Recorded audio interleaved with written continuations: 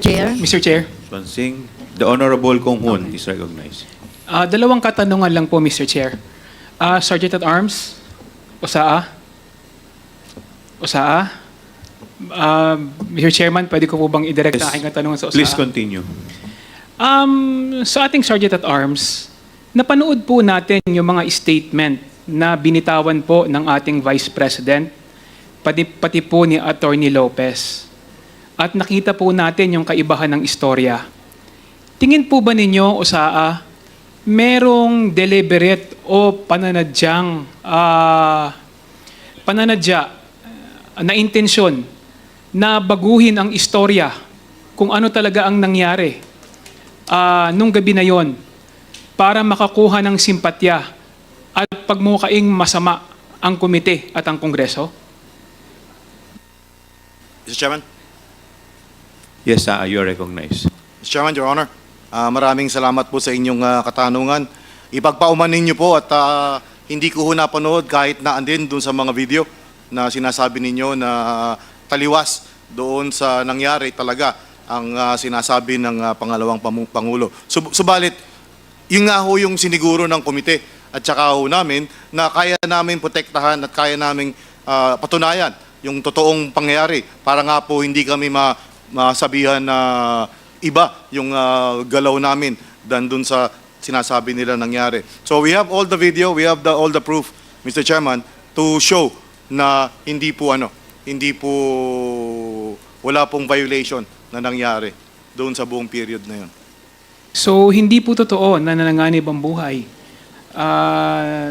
ni Attorney Zulaika na may sinasabing may attempted homicide sa kanyang buhay na nangyari noong panahon na siya ay nakadetine dito sa Kongreso?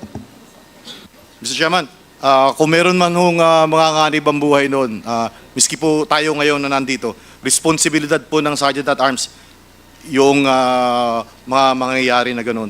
So, nung mga oras na yon, I am on top of the situation. Sinisiguro ko pong walang mangyayari kahit na sino sa ating mga detainee, maging na rin sa ating pangalawang Pangulo. Maraming salamat po, Chairman. Thank you. The Honorable Franz Castro is recognized. Thank you, Mr. Chair. Yun na yung tanong ko sana, yung tungkol doon sa, Mr. Chair, yung attempted homicide. Before you continue, the Chair would like to recognize the presence of the Honorable Vice President, Sara Duterte. Please continue. Okay, Mr. Chair, so nakita natin yung melodramatic na nangyari noong weekend at nakita natin yung kwento ng ating yung ni SecGen, SAA tungkol doon sa Mr. Chair, parang merong problema sa audio, Mr. Chair. At nakita natin, Mr. Chair, na talagang taliwas sa mga napanood natin sa social media, doon sa mga reports, yung totoong nangyari.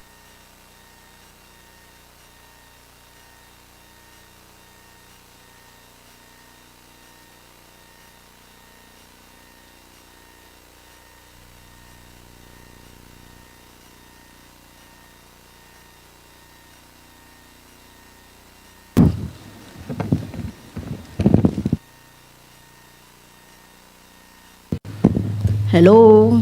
Okay. So, okay,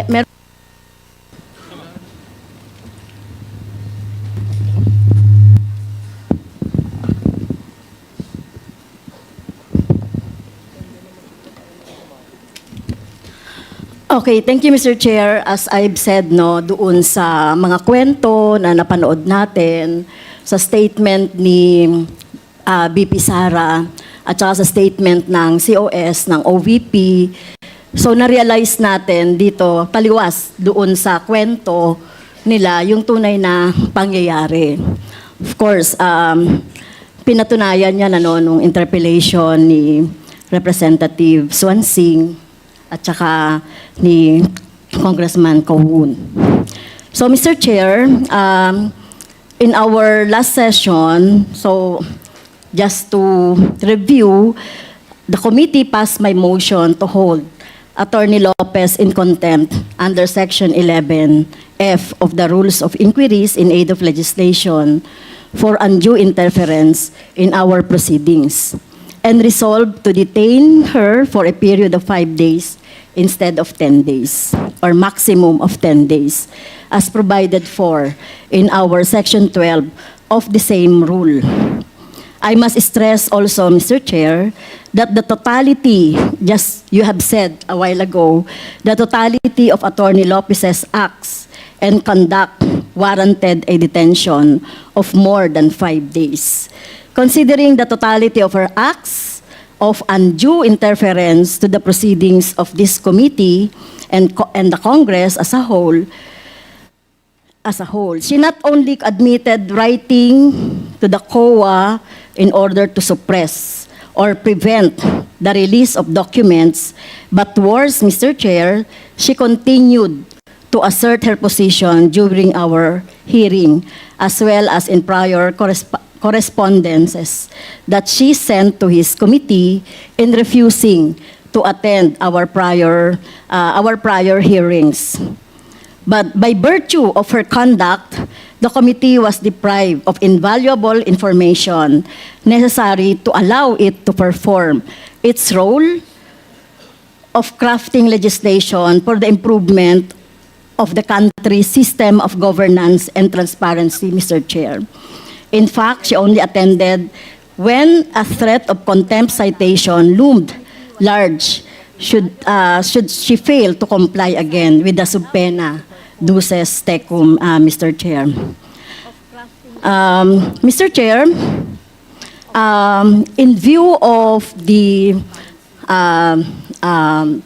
what happened during the last 2 days or so, I would like to consider to move for a reconsideration of our resolution, insofar as it's limited the period of detention for only 5 days. I move, Mr. Chair, that the period of detention of Attorney Lopez be 10 days instead of 5 days. So move, Mr. Chair. 10 days, so additional 5 days, tama po ba? Yes, Mr. Chair, kasi hindi na siya makaka-attend ngayon, ano. Talagang ano, no. So nakita naman natin sa history nung kanyang evasive attitude, behavior, at itong kinreate niya na sinasabi niya na nagpagsisinungaling niya na hindi naman siya hinaras or hindi naman siya na-barge yung kanyang yung room ay kasama na po yan. So yung lahat ng mga pangyayari, Mr. Chair. So I repeat, I move to extend the period of contempt of Attorney Zulaika Lopez, Mr. Chair. Is there second to the motion? Mr. Chair, Congressman Marcoleta. thank you, Mr. Chair. Before an action may be taken by the committee, may I know how the totality of evidence was evaluated that merited the contempt order by the chair? Congresswoman Castro. Mr. Chair, I'd like to Mr. Chair, may I I'd like to answer? apprise the Yes, court, Congresswoman Mr. Chair, Castro. So, that in the case so of sino po ang in-acknowledge niyo, nire-recognize, This is- Mr. Chair? Congressman this is a point of Marcoleta. information, Mr. Okay. Chair. This is Yes. something that has to do with the rights Congressman and the liberty Marcoleta. people. In the court,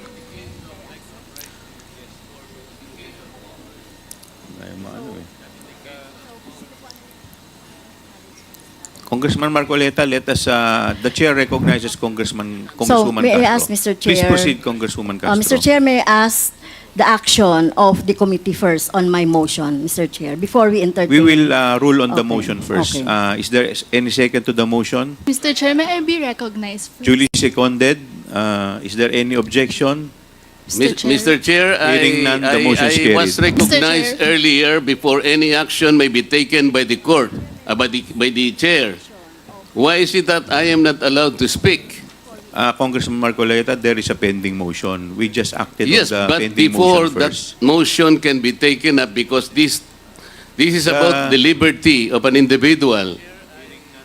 May I be heard? Yes, you will be heard, Congressman Marcoleta, but we just acted on the motion. Now, Congresswoman Castro, please, could you please answer the query of Congressman Marcoleta? I have not yet asked the question, Mr. Chair. Okay, I am please trying to continue. explain my point. Please continue, Congressman Marcoleta. Because in the totality of evidence, as stated by Honorable Castro, there is an existing case, Mr. Chair. Ong versus Senate, GR number 257401, which says that the court ruled that the determination of whether a testimony was false or evasive requires an assessment of the totality of evidence presented to determine whether a witness speaks truthfully or merely trying to evade answering the question directly. So I am asking, Mr. Chair, how was the totality of evidence assessed, if ever it was assessed? Ano po yung pinagbatayan? I think we deserve to know how the assessment was made. This concerns the liberty of an individual. Under the Constitution, no one should be deprived of life, liberty, or property without due process of law. I think Attorney Lopez deserves to be heard. Ano po yung assessment na ginawa ng chair o ng committee? Kasi po, ang nabasa ko lang o nakita ko, Mr. Chair, Attorney Lopez wrote the COA explaining the position of the OBP that the audit observation memo is not conclusive, which means, Mr. Chair, Attorney Lopez is merely explaining the nature of an audit observation memo. If I were the lawyer of the OBP, I would have done the same. Because I think the very nature of the AOM, it is not final and executory. Why would the COA abdicate its mandate of auditing the transaction or the funds utilization of the OBP? Why would the committee, Mr. Chair, arrogate upon itself the very mandate and responsibility of the Commission on Audit? Article 9D, Section 2, Paragraph 1 of the 1987 Constitution, Mr. Chair, I will read. The Commission on Audit shall have the power, authority, and the duty to examine, audit, and settle all accounts pertaining to the revenue and receipts of and expenditures or uses of funds and property. Mr. Chair, this constitutional provision jibes with Section 25, Paragraph 2 of Presidential Decree 1445 or the State Audit Code of the Philippines, which says, to develop and implement a comprehensive audit program that shall encompass an examination of financial transactions, accounts, and reports, including evaluation of compliance with applicable laws and regulations. Meaning to say, Mr. Chair, the mandate and authority to audit accounts on the expenses or expenditures of government is only the COA. I believe it is my respectful submission, Mr. Chair, that this committee usurped that particular mandate and that will now put the Commission on Audit positions in a compromise, Mr. Chair. How will you now assess the authority, the integrity, and the mandate? It is an independent constitutional body which mandate rests upon them. And I think the audit observation memo, Mr. Chair, is still under process by the committee, by the Commission on Audit. Why would we take that responsibility from the Commission on Audit? Why don't we allow the process to proceed and complete their investigation. I am raising a constitutional issue before this committee, Mr. Chair. We cannot arrogate upon ourselves the principal mandate reposed to the COA. It is the Constitution itself which gave them that responsibility, that authority and mandate. Where in Article 7 of the Philippine Constitution, which is the grant of legislative power, can this committee arrogate upon itself that particular mandate? I would like that question to be answered, Mr. Chair. Thank you, Congressman Marcoleta. The chair would like to recognize the Honorable Congressman Paduano. Thank you, Mr. Chairman. Mr. Chairman, just to clear it out with regards to the jurisprudence that's cited by the Honorable Marco Reta with regards to Ong versus Senate, that is true. No, that the resolution of the Supreme Court favors Lincoln Ong, but that is a question of due process because Lincoln Ong was that time was cited in contempt. Now, question the case of Mr. Chair, I directed Andale the po. question to you. I am not yet finished my manifestation or answer to the query of the Honorable Marco Reta. Mr. Chairman. Mr. Please Chair, wait was to be the recognized, Honorable... Congressman Marcoleta, Mr. wait to be Chairman. recognized. Mr. Chairman, I have all the Mr. right. Chair, Paduano, you the have the- question was addressed to...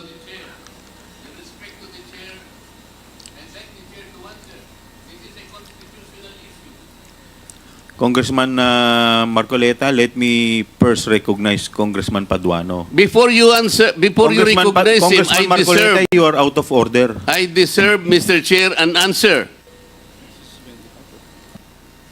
1 minute suspension is declared by the chair.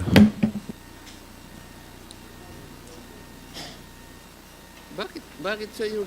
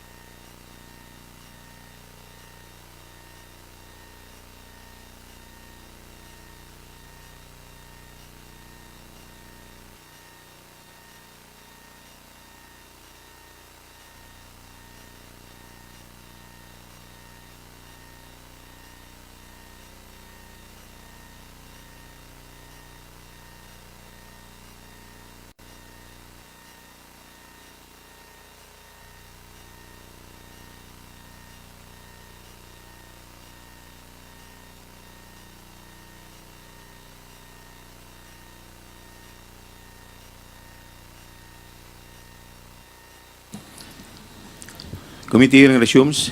The chair would like to Mr. Chair? recognize COMSEC. Your Honor, I would like to recognize Honorable Joseph Jojo Lara from the 3rd District of Cagayan, Honorable Roberto T. Uy Jr., Vice Chairperson from the 1st District of Zamboanga del Norte, Honorable Loreto S. Amante from the 3rd District of Laguna, Honorable Raul Daniel A. Manuel from Kabataan Party List, Deputy Majority Leader Jude A. Asidre from Tingog Party List, Deputy Majority Leader Franz S. Pumaren from the 3rd District of Quezon City, Honorable Daphne A. Lagon from the 6th District of Cebu, Honorable Rhea May A. Gullias from the 1st District of Cebu, Honorable Jaime D. Cuanco from the 1st District of Tarlac. That's it, Your Honor. Thank you. Thank you, COMSEC. Mr. Before I Chair? recognize Congresswoman Franz Castro, Yeah, so before anything else, Mr. Chair, Yes.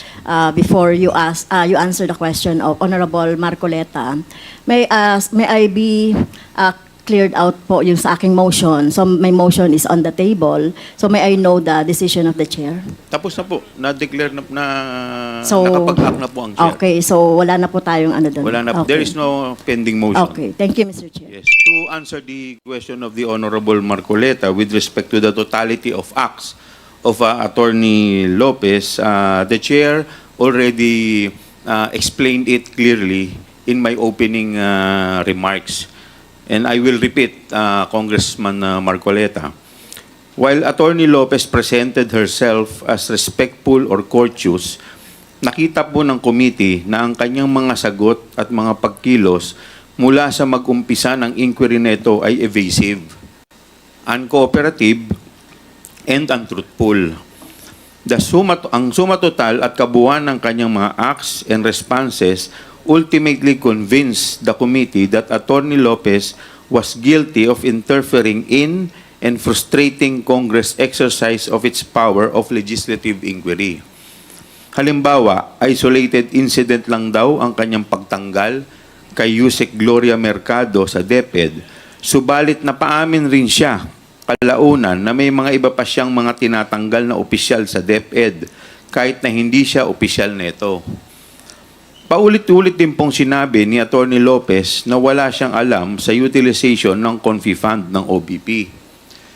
Paulit-ulit ito na sagot, subalit may mga dokumento at ebidensya kagaya na lamang ng mga sulat sa COA at testimonya mismo ng iba pa nitong resource persons na nagtuturo kay Attorney Lopez bilang involved hindi lang sa pag-request ng Confi Fund kundi pati na rin sa utilization at liquidation nito.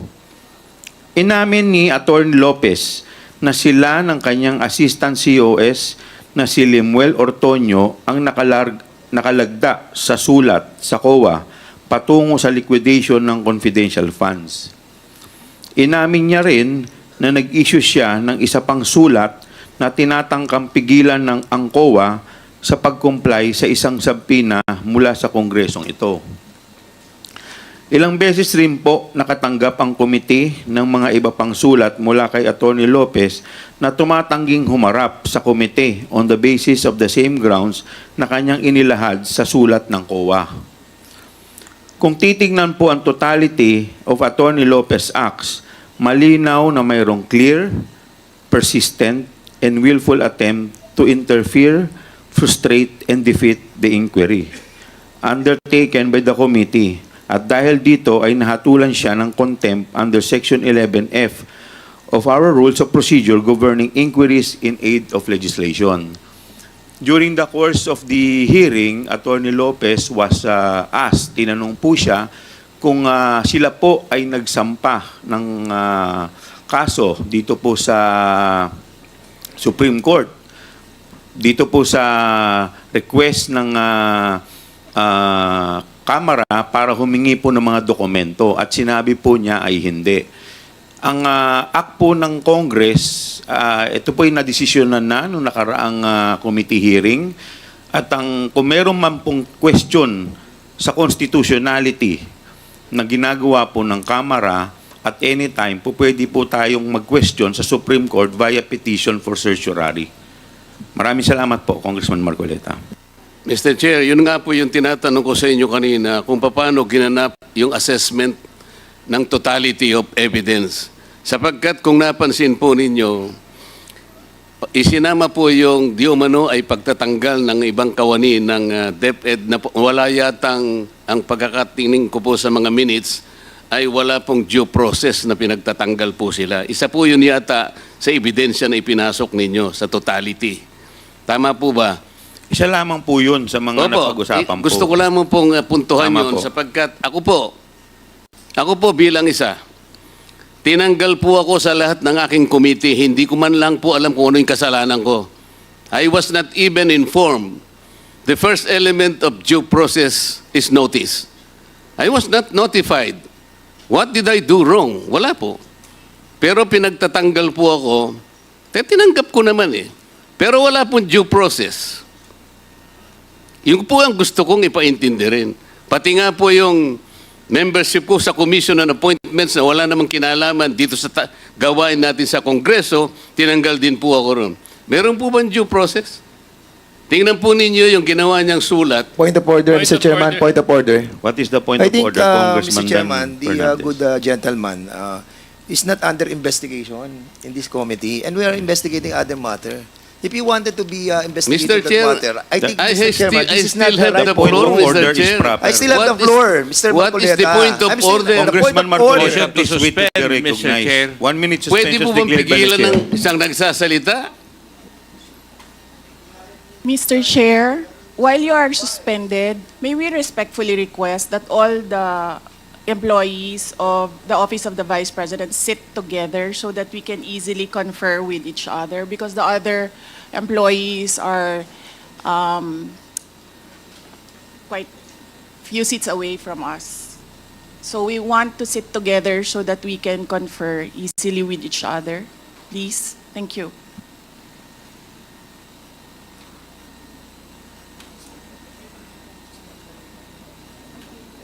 Point of order, that's the second highest motion. So he has to respect it, the point of order of, no. You know, May I proceed, Mr. Chair? the point of order is the second highest motion in the House.